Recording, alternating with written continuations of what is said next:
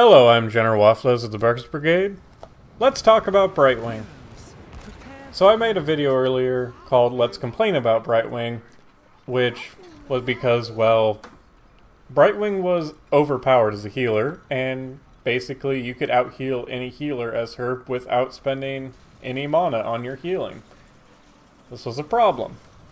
However, when they readjusted her numbers, they kind of made her useless. And they readjusted a lot of her talents. They took away Envenom, and they gave her Cleanse, which is really good that she has Cleanse now.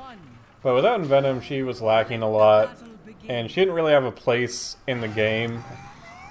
Her healing was on Tyrande levels, and she didn't really do anything. But now, they gave her a little bit more healing. They gave her 39 healing every 4 seconds on her passive at level 1. At level 20 it will end up being 210 healing every 4 seconds.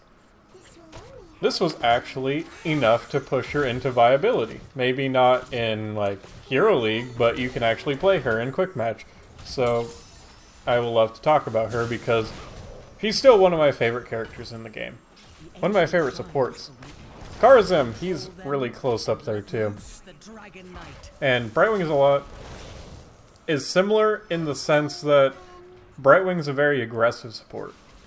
All the healing that Brightwing does without heroics is overtime with her passive. So she can actually stay in lane a lot longer and help poke other people out of lane and help lane bullies a lot.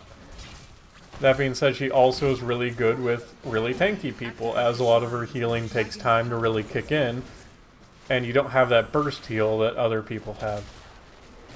Kind of like Lily, you can't choose when you heal people, or who you heal, but you get to heal everybody, and the fact that you have AoE heals is a really big deal. So what do you want to do with Brightwing right now? Brightwing doesn't fit into what would be the existing meta comp of, you know, high assassin damage, high burst, because she doesn't counter any of that. She really is more for sustained damage dealers, really tanky teams. You can put together some very interesting team comps with Brightwing, where you have 2 or even 3 warriors with Brightwing and possibly another support. And this can be a viable team comp where you just outlast your opponent's burst damage and you just whittle them down. People like Kel'Thas or Jaina, once they've used their abilities, they go on a very high cooldown.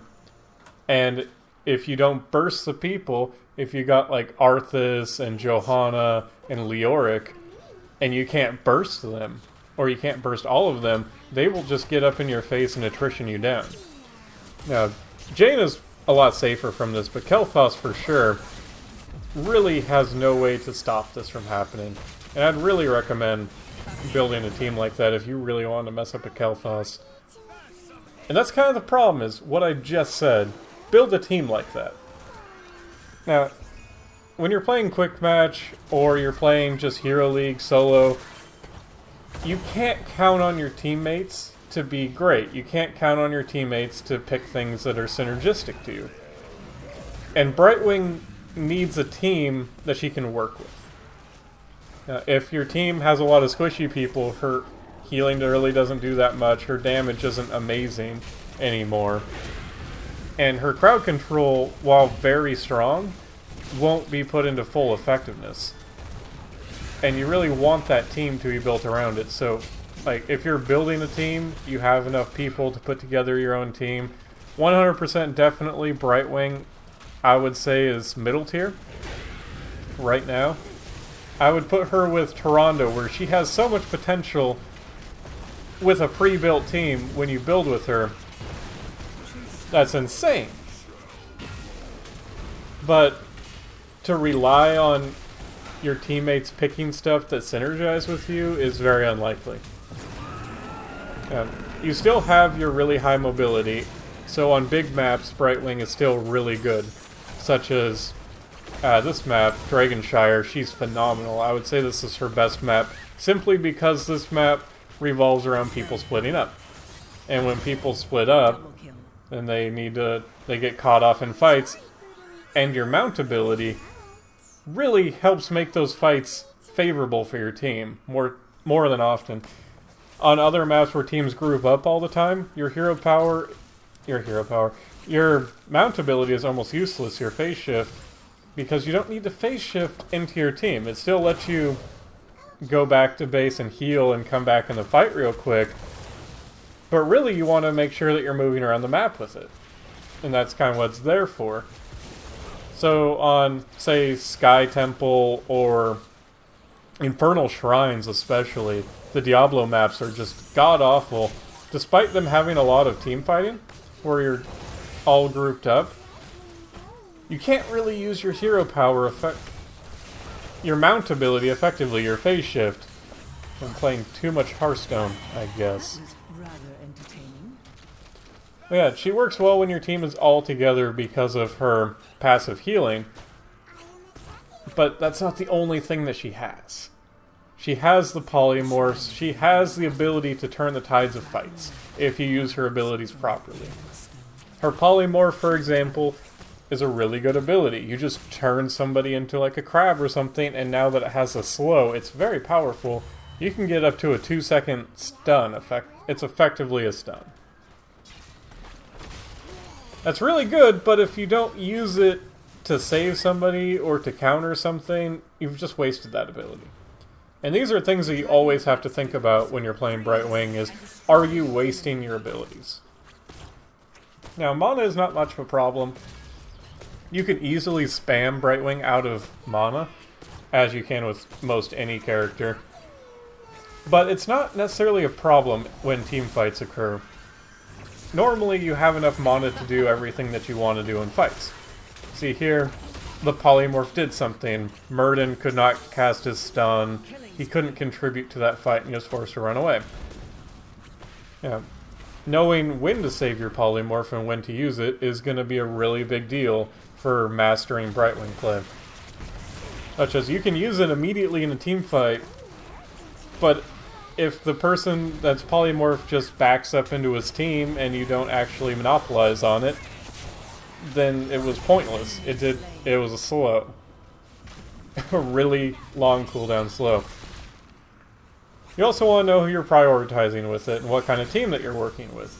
When you're working with a team with a lot of squishies, you want to make sure that you got that polymorph ready for once the enemy team closes the gap. So if somebody gets on top of Kel'Thas, that's when you want your polymorph. You don't want your polymorph to engage. You want it for defense. If you have a really heavy team, perhaps taking out one of their warriors to get back to their squishies can be very favorable. But one of the best things you can use it for, obviously, is stopping channeled abilities. If there's somebody like a Lily on the team, you save that ability until she uses that Jug of 1,000 Cups. This is the easiest way to interrupt it. It's targeted. You don't have to worry about it getting blocked. Although you can polymorph minions. I'm not 100% sure why you can even do that. I don't really like that you have that option to polymorph minions because it's not useful. I don't think. Maybe in some situations. But anyway. Save it for canceling channels. If someone's coming up to attack you with a channel, like here, Asmodon's coming up here. I don't polymorph him. I don't really do anything to him. I mostly just want to walk away from him. But once that beam comes out, once I see him cast that animation, that's when I want to polymorph him. Now, some abilities, when you polymorph somebody, you cancel their animation for their ability. The ability will go on a delayed cooldown. Such as if you see Nova casting her triple tap. Once you see, if you cast it immediately when you see her start to line up the shot, it'll go on a 10-second cooldown. However, if she shoots once, then you polymorph her, and this goes for any interrupt ability, then it will go on a full cooldown even though the entire ability didn't channel. So you have to wait for things like that to actually go through. The same works with ETC when he uses his mosh pit. You have to wait for him to actually start the mosh pit before you want to polymorph it, or else it'll only go on a 10-second cooldown rather than the full, I believe, 110-second cooldown for that ability. 100-second for the triple tap. And that's really where a lot of the intricacies of Brightwing come in, is using that polymorph, and that's really going to be what your team is going to be relying on throughout the game to set up these plays and to make things happen. Level 16, this is where I think you actually have a lot of choice and where team comp really comes into play a lot, because you have the obvious really good ability to extend your polymorph by 1 second. Obviously, so good. However, if you have a really bursty team, and you know that you're not trying to win these fights by just pressuring out your opponents and whittling them down, you know that all you have is your one-go bursts, taking Critterize can absolutely destroy somebody. Immediately catch them out. You know, somebody jumps in on your Jaina, and you hit them with a Critterize for Jaina getting 25% more damage. That's just death for that person. Yeah. I do recommend not picking up Critterize unless you have some semblance of team organization, because a lot of times it could end up fizzling and your team doesn't pay attention that they have an armor break, a vulnerability, and they just won't attack them, or they just won't be able to be in position to burst them. So picking up the extra stun is actually the extra stun length is actually better in most situations, especially if you're sticking to solo play, quick match, that sort of thing.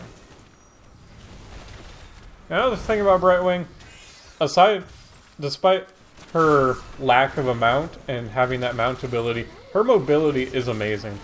But it's not just her mobility, it's the mobility that she can give to her team. So your E ability is Pixie Dust, and it gives a movement speed increase, a very significant one. And you don't have to cast it on yourself. Now, a lot of times you can just use this to help somebody initiate, but you can also use it to help people run away, and you need to make sure that you can make these decisions, know what kind of team you're up against, and try to utilize those block charges the best you can that you get from it. I don't recommend picking up your passive heals people with Pixie Dust on them more, because Pixie Dust doesn't last very long. I believe it's a 3-second ability, and that's not something you really want to waste it on. That's something unfortunate you can have happen to you too. Right there, what I did was I started my channel on Asmodon to use my phase shift to him, and he recalled. When I saw him recall, I couldn't actually cancel the ability because there's no way to cancel that mount ability like you can with Falstad. I don't know why that is, but it's true. It can be interrupted by abilities that interrupt channels, but a lot of times you can use it to get away from situations that are bad. Like if you have no hope of surviving, try to Pixie Dust to some hero that is far away, and a lot of times it'll save your life. Yeah. Speaking with mobility still, Brightwing has 2 choices for her ultimate, her heroic. And I believe they're both very viable for different reasons. Obviously. So, her Blink Heal gives her amazing mobility, a lot of healing, and since you can use it on minions, trying to catch Brightwing becomes almost impossible. And you can just fly around the battlefield. If you pick up Blink Heal, there's very little reason why you should die on accident. Anytime you die, it should be 100% deliberate to save a teammate. Now, the other ability is the Emerald Wind, and I really like this ability not only because it's called Emerald Wind, but because it's a lot of damage and it's a knockback, and at level 20, you can upgrade it for it to go multiple times. This is important because even though the ability is technically a daze now, it's not a stun, if you push people up against a wall, it will still keep them there. And they will basically be forced to stay there, throughout the entire fight until the ability fizzles.